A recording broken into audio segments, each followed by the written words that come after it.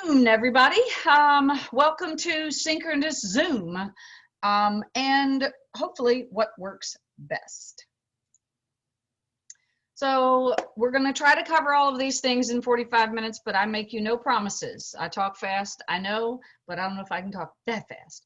So we're going to talk about Zoom settings, Zoom meetings, the Zoom toolbar as a host and sharing. We're going to talk about chunking, micro-learning, bite-sized learning, interactive materials using annotations. We're going to talk about sharing an iPhone, iPad. We're going to talk about breakout rooms, and then we're going to put it all together, maybe in 45 minutes. So let's go to Zoom settings. So in Zoom, you have two kinds of settings. You have meeting settings and you have global settings. So the one thing that has changed several times since we got Zoom is the global settings. So I want to go over those so you understand exactly what is going on. So for example, when you are looking at the global settings, you're going to go to My GCC, click on the Zoom tile, click on the third bottom blue button, settings. You're going to look at the things such as you're going to make sure your waiting room is on, and you're going to make sure that the choice is everybody goes to the waiting room. Because if you don't do that and you have a different option, then anyone who is authenticated correctly can enter your room without going to the waiting room, and that could not be a good thing if you're having a private conversation with a student or you are doing something else such as possibly an interview. So you're also going to click on embed passcode in the invite link so that it's a one-click join, and you're going to turn on the chat. You can make your own decision about private chat. Polling, you're going to want to make sure is on. Because I have multiple screens, I always have my meeting control bar so that I'm not searching all over the place trying to find where the meeting control bar is. Annotations, whiteboard, nonverbal feedback, breakout room, and then we're going to go to local cloud and recordings. So now I'm going to take you over to my Zoom settings, and I'm going to go through all of these there.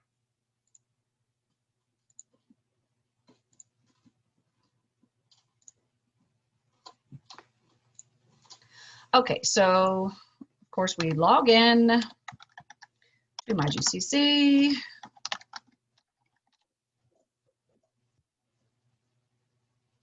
And you hopefully type the right username and password. Third time's a charm. Oh man. Okay, sometimes I type faster. All right, so then we click on Zoom. And again, you're going to click on the settings, always, always. And you're going to click on the settings once you're inside.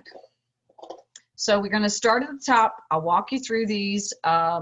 So you're also going to notice that over on the right-hand side, that you may see a reset or modify, and that's going to tell me or you that you have changed a default setting.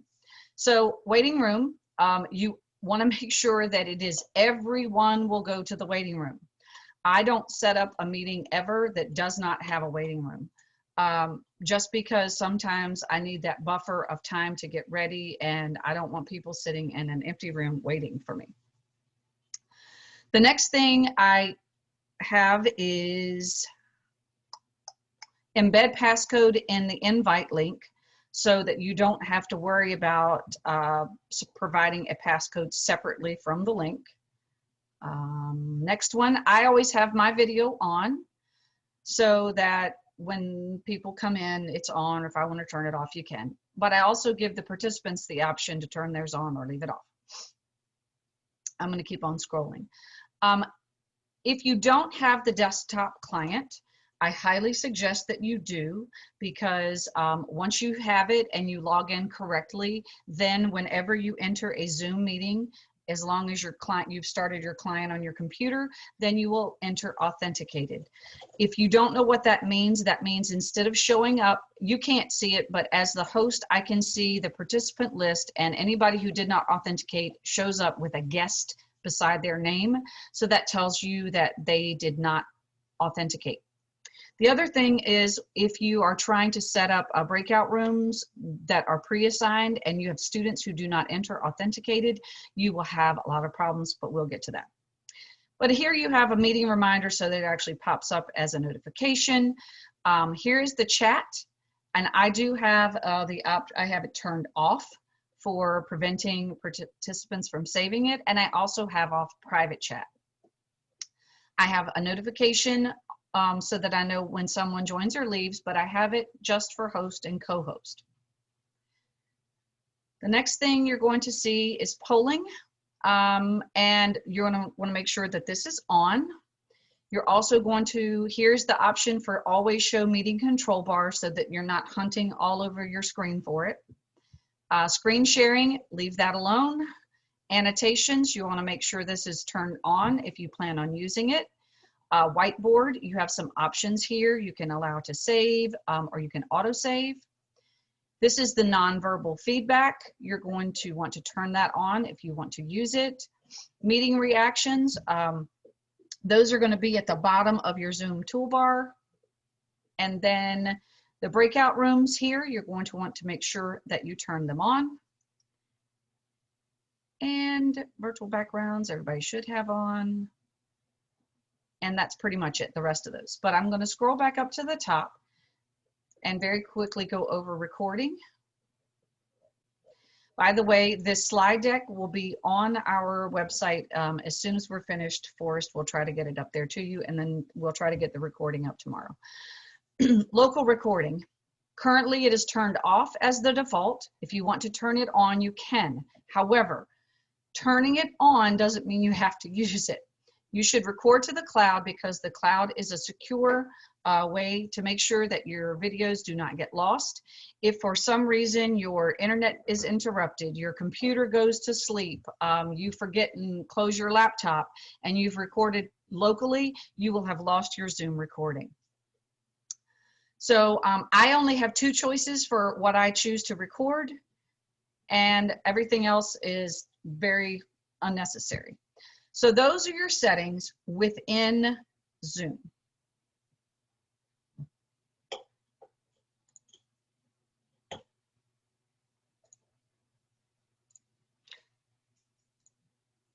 Okay, so again, I'm going to give you this list so that you can have it to look at. So now we're going to talk about Zoom meetings. At this point, everybody's set up meetings, I'm sure.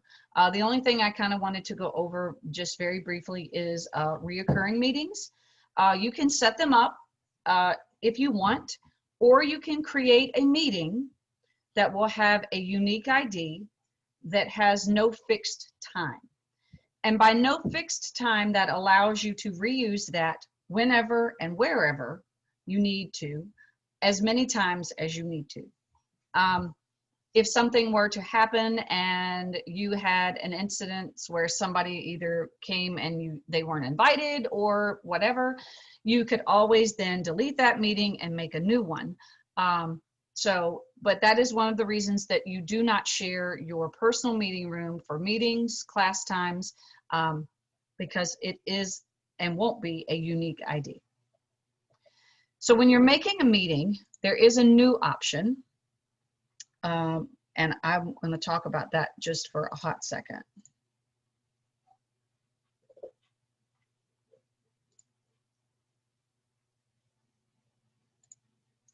So when you're scheduling a meeting,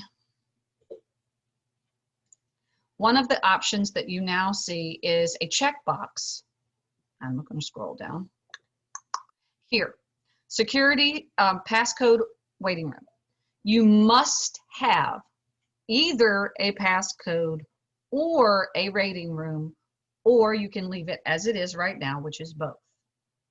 And I repeat, you must have a passcode or a waiting room, or you can have both. If you decide that you're going to uncheck both of those, Zoom is automatically going to create you a waiting room. To create a meeting with no fixed time, when you click on recurring meeting, You click on recurrence, and here is your option for no fixed time.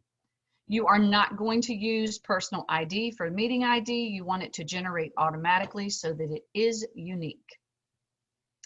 You also want to leave the mute participants upon entry box checked. So,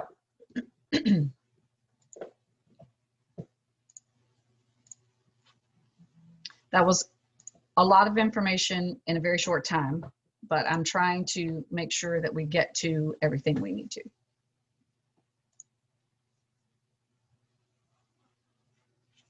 Hey, Paige, real quickly, how do you turn the sound that the doorbell off when somebody comes in? I'll get to that.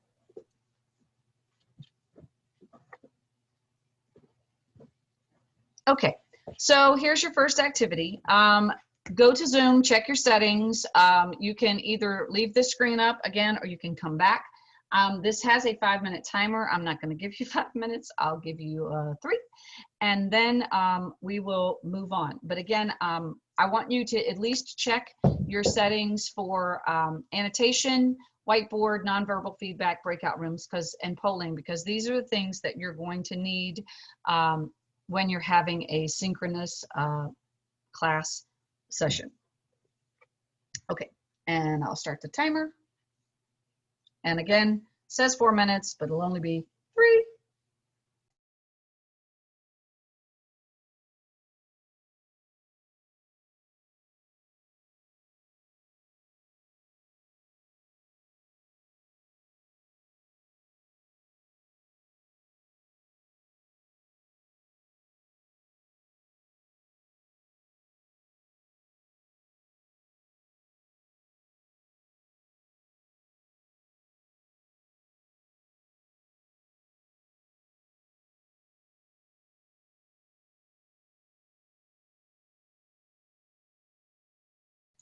John, the timer is just a YouTube video embedded on the slide.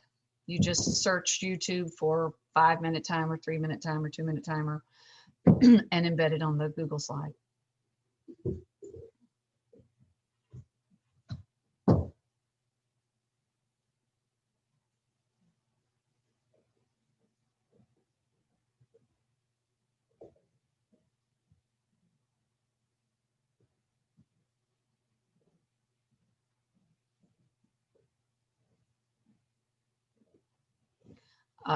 And I'm going to cover all of the security questions. I will cover all of that in just a few minutes. And so Paige, about 30 more seconds. Paige, you want our closed captioning turned on? No, your closed captioning in Zoom only works if you have someone who's actually going to type it in for you. This is Google Slides using, it's an AI, so it's not a person. It's Google trying to figure out what words I'm using, which is why some of them.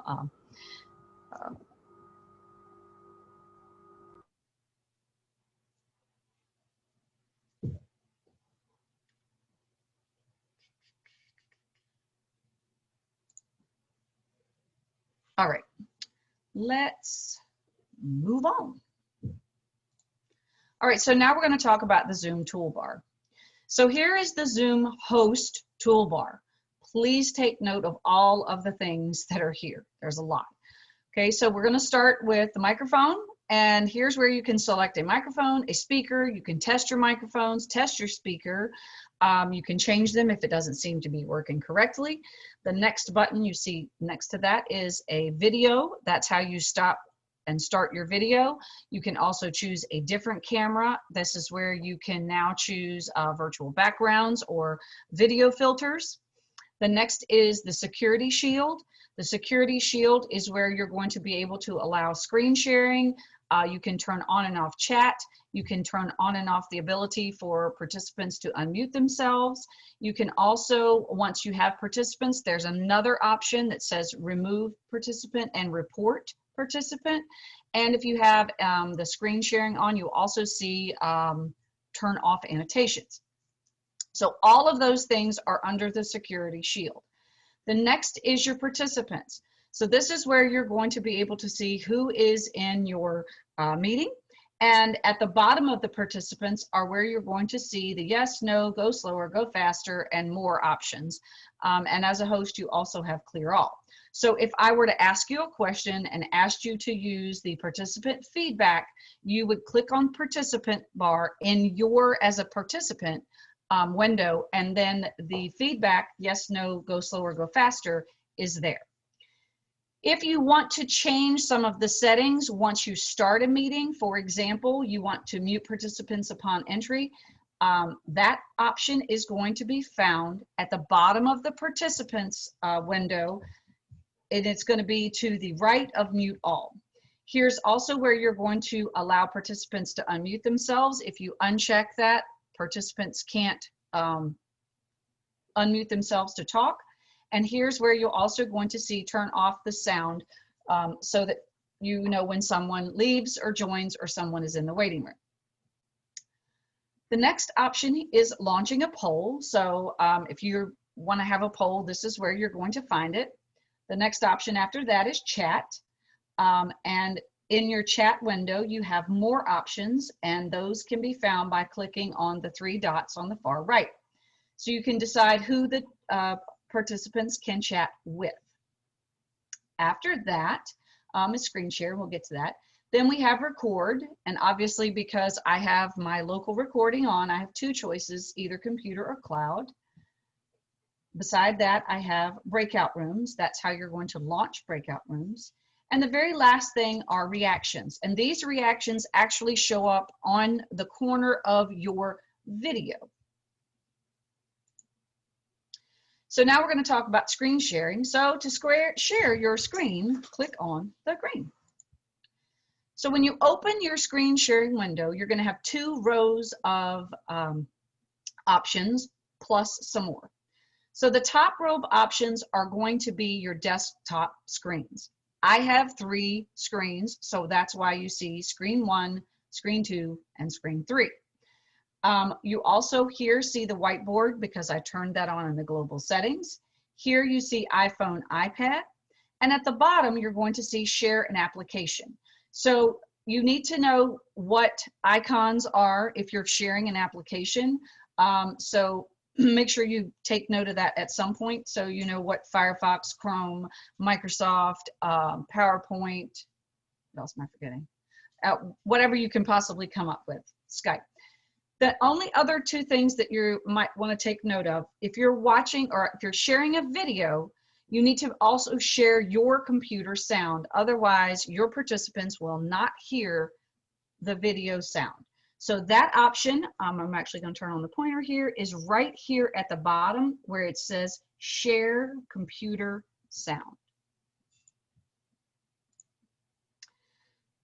That was what we consider the basic screen sharing options in Zoom. The next is advanced.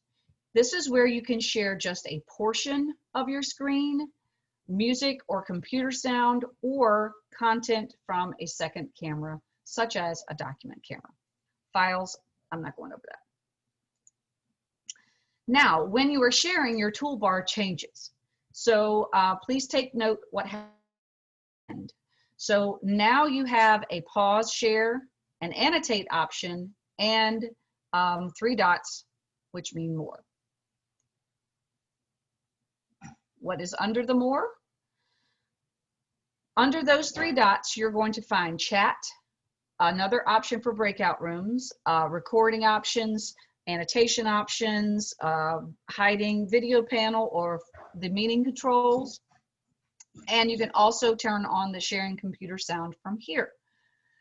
In the window or the image on the right, what you see is I have popped out the chat, popped out the participants, and I've also moved the video panel. To do that, when you are in Zoom, to pop anything out, on the left-hand side, there's going to be a little caret, and it'll either say pop out or close. And if you pop it out, then you have the ability to drag that somewhere else on your screen so that you can see the chat while you're presenting, as well as the participant list and the video panel. So now if you're setting it up for others to share, this is where you're going to use the shield, okay? And you need to do this at each meeting. You should not have that turned on in your global settings, and if you do, the system office will turn it off, because the default is that screen sharing should be off in your global settings for other people. Let's say it that way. So you can click on the security shield, and then you can click on share screen. It's super easy, but you will need to do that at each meeting if you want others to share. So now we're on to chunking, microlearning, and bite-sized learning. So now I'm going to launch a poll. You should be able to see the poll. Forrest, you can let me know if you can't see the poll. I can see it. All righty. So as you can see, you are able to, let's see, we've got a whole bunch of people that have voted. Question was, have you ever recorded a full class lecture and posted in Canvas? And now I'm going to end the polling, and I will share the results. So you should be able to see the results right now, which were 33 people said yes, 29 people said no.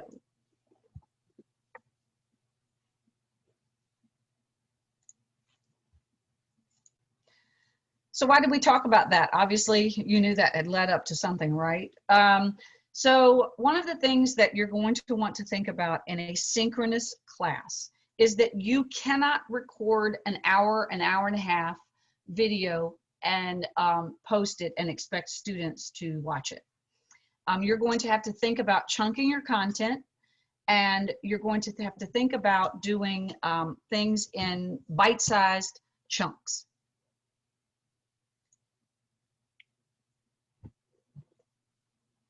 So now I have a question for you. My next question, which hopefully you can see, is what is the magic number of chunks that people can remember easily?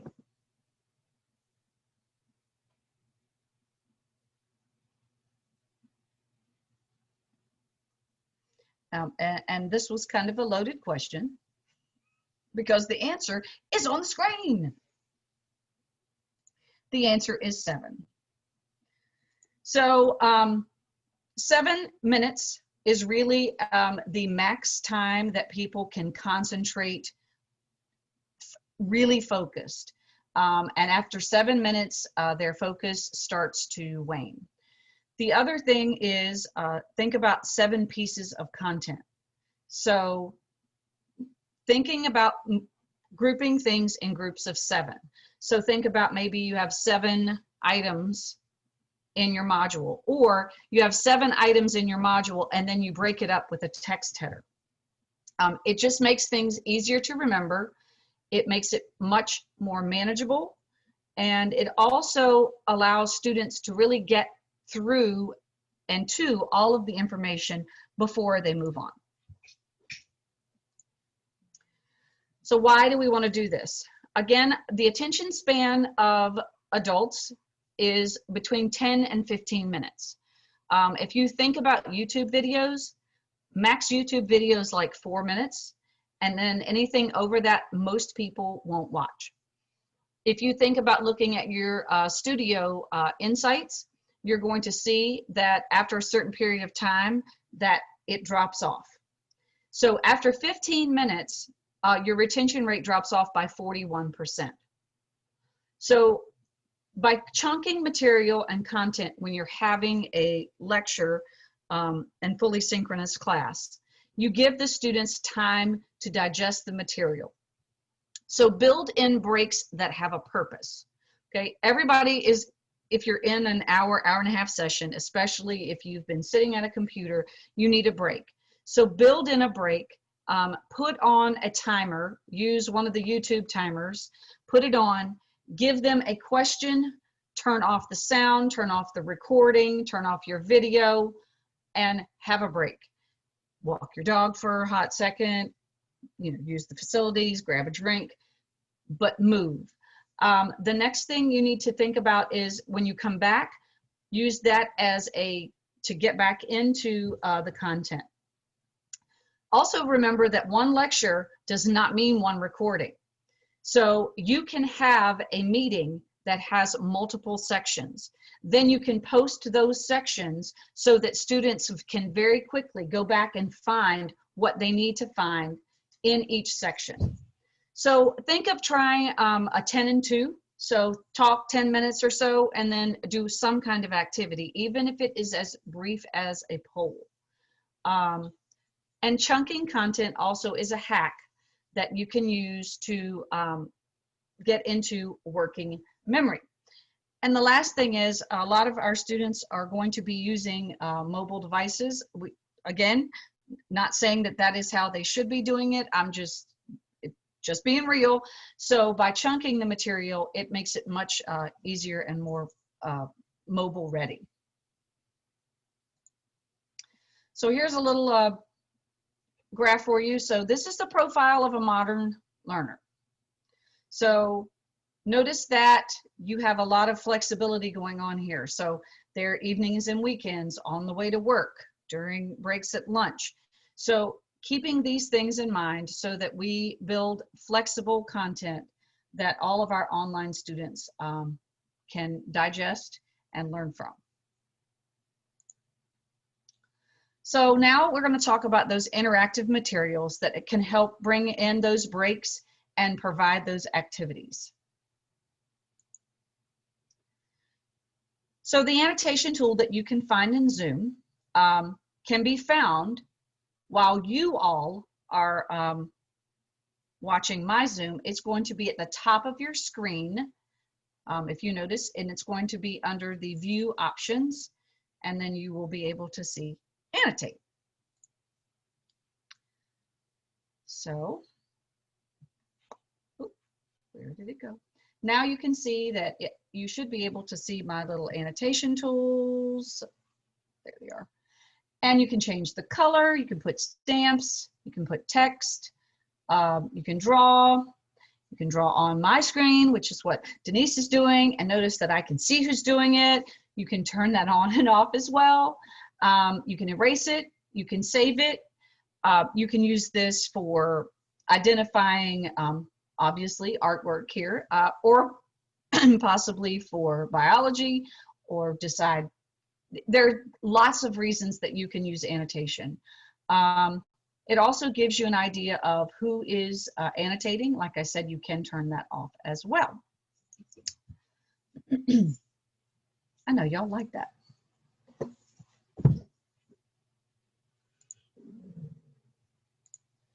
Okay, so, oh.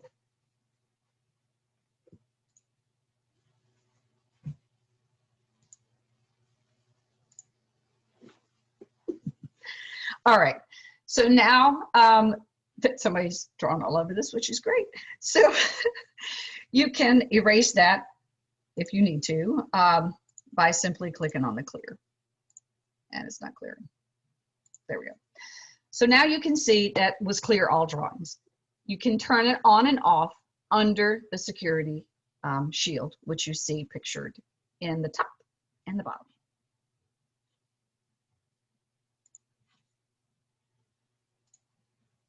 So now I actually have an activity where you can do lots of fun things.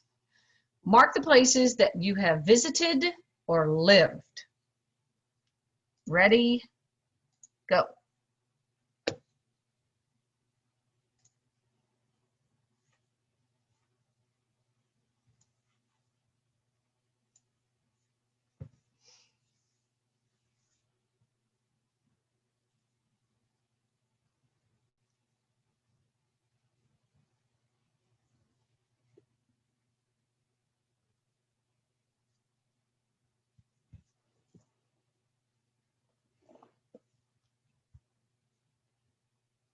All right, wow.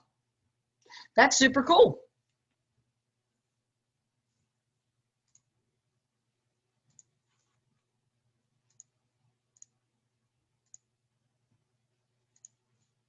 All right, let's go on. So now we're going to talk about iPhone or iPad sharing. I'm sorry, this does not work with Android. All right, so now we're going to look at screen mirroring. So on your, if you remember when I showed you the screen share, iPad, iPhone was one of the choices.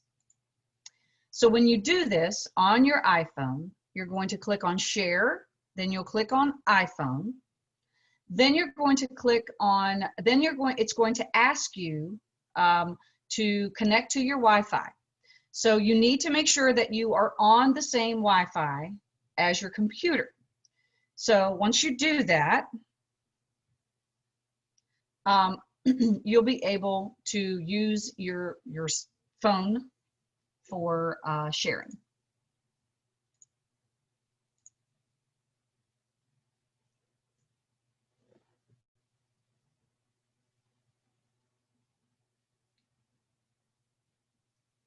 And now you should be able to see my phone.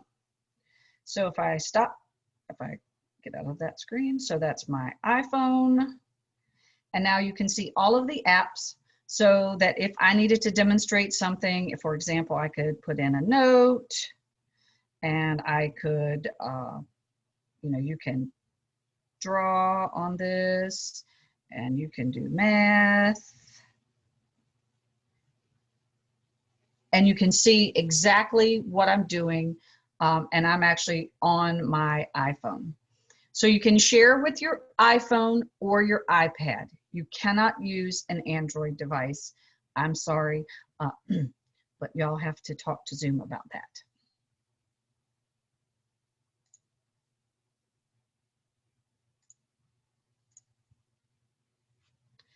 Okay, so now we're back to, now we're going to talk about some polls, reactions, and feedback. So we've already done a couple polls.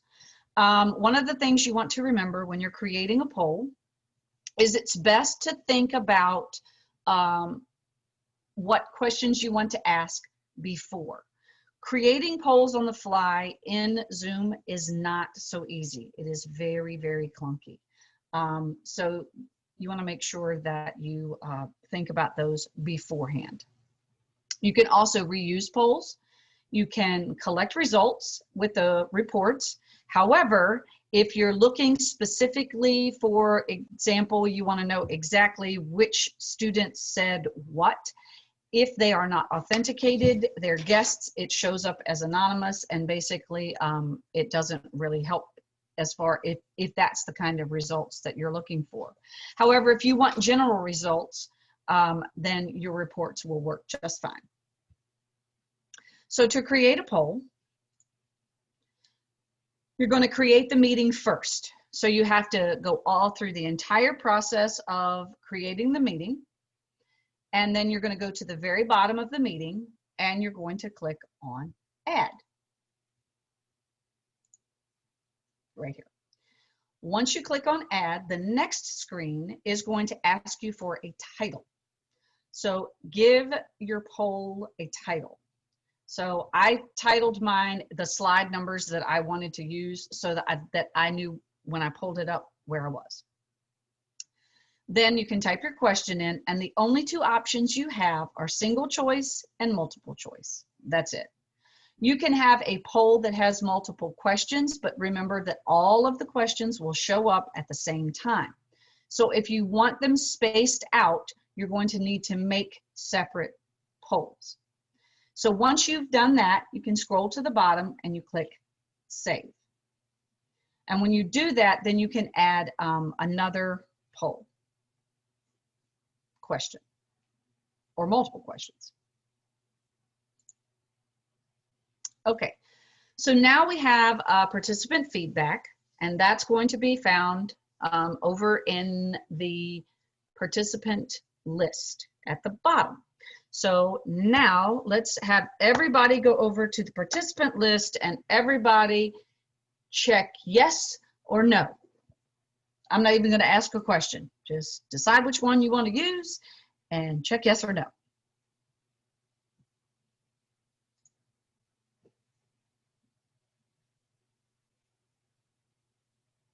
And it also will tell you right above each of the choices how many people have made those decisions. So 29 people said yes and 6 people said no. Now, I would like for you to go to your Zoom toolbar and click on your reactions and give me a reaction on how you feel about using some of these tools in a synchronous Zoom class. Misty is excited, I can see that.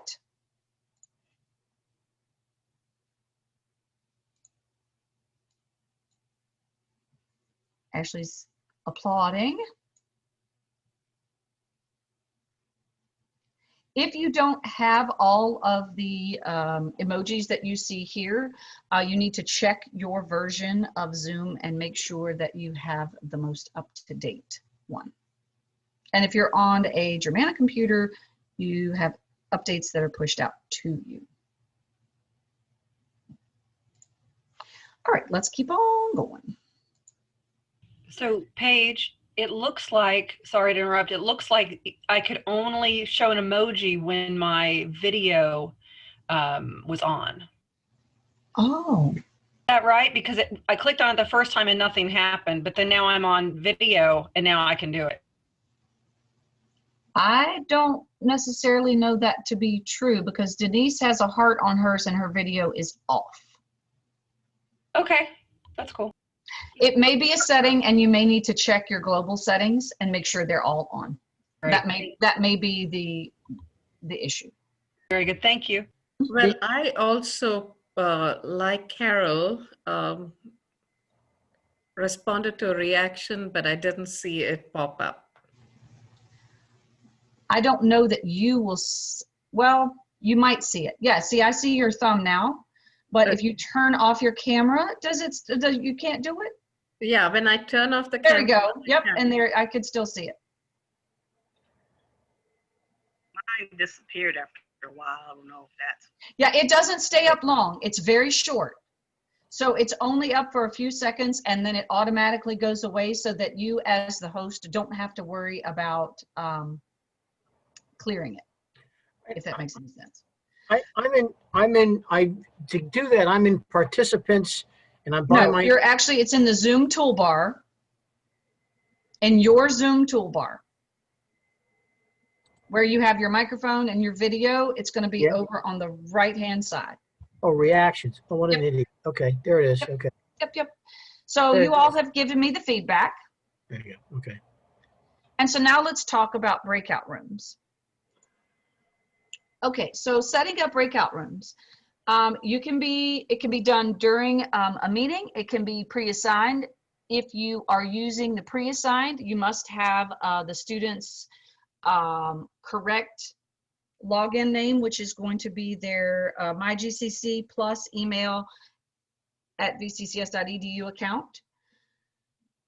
It cannot be anything else, and it must be the full email address.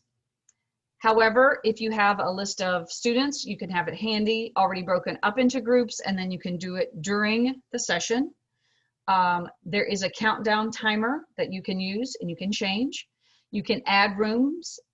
You can change the names of rooms depending upon what you want to do. So the two images that you see here are what breakout rooms look like when you click on the icon on the toolbar. And these are the options that you see here. So the breakout room will automatically close 60 seconds after the host hits close all rooms. You can also choose to make the breakout rooms a specific amount of time. So if you only wanted students in them for 30 minutes, you could do it for 30 minutes. That would seem like a really long time to me, but that's okay. All right, so now pre-assigning, you actually do in the meeting setting. And if you notice, here's the mute participants upon entry. So if you did want to pre-assign, you would do that here. You can either manually add students to the created rooms, or you must import from a CSV file. However, an extra space, a different name, if you call your breakout rooms room 1 in your CSV file, but you call them something else when you go to make them, it's not going to work and you'll have a ton of problems. If you want to use pre-assigned breakout rooms and you need the students' login information, you can go to Canvas, go to People, and it's the second column will have their login ID. Then all you would need to do is add @email.bccs.edu and create a list. So here is what the toolbar looks like and where you would find breakout rooms, and this is where you decide how many rooms you want. To manually assign rooms, you're going to create the rooms, and then you can click on a name and add people to a room, and then they automatically, when you hit the button, will go to those rooms. You can move students around, however. You can also rename or delete a room. And to change their rooms, you just kind of hover over their name, and then you have some options. And I think the option is to exchange rooms. So here's what it looks like from the host. You can see who's in the rooms. You can see at the bottom, this is how you would broadcast a message. And then your option is to close all rooms. So here's my plan. So now I'm gonna throw you into a breakout room for a hot second, literally. And if you have a chance, before I bring you back, you can turn on your microphone or talk and use the chat to discuss which tools you find the most engaging in Zoom, or which ones you think you're going to use.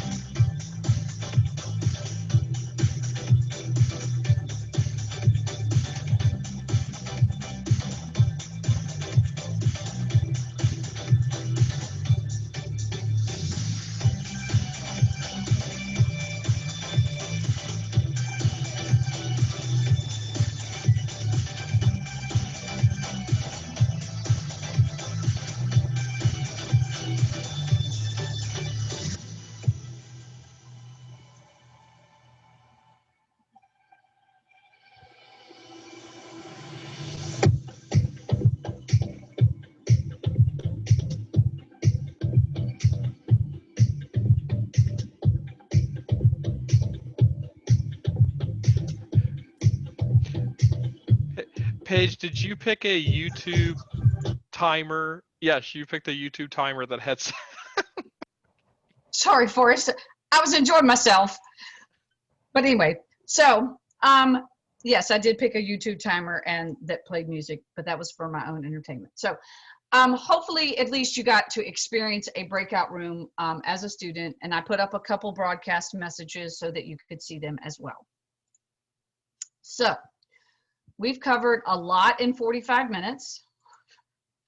So, so I want you to all be like her and make your Zoom engaging.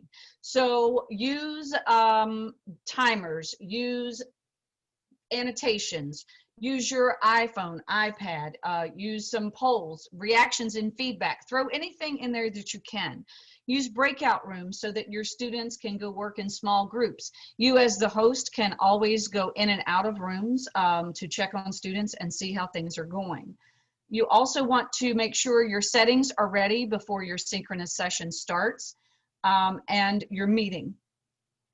When you are creating, and I know that there was a question in the chat much earlier about creating a Zoom meeting and then having it show up on Canvas. Forrest, I believe, put that on our page today. It's a PDF document that will walk you through the steps of creating the Zoom meeting and then using, specifically for this case, appointment slots. However, you can also do it for a class meeting that occurs every week at the same day and time. You can use a calendar event in Canvas. So, And because people's brains work differently, I put it in multiple places. So it's in the it's with the calendar instructions and it's with the Zoom instructions. okay, so Forrest and I would like to tell you thanks for coming today. And this is, you know, we are truly a dynamic duo, although we're kind of a tired duo right now. And I know you all probably have questions, but I am now, it's 2:01 and I'm over my time. So we are going to head off to our office hours. If you have questions, please come on over and we'll be glad to answer them there.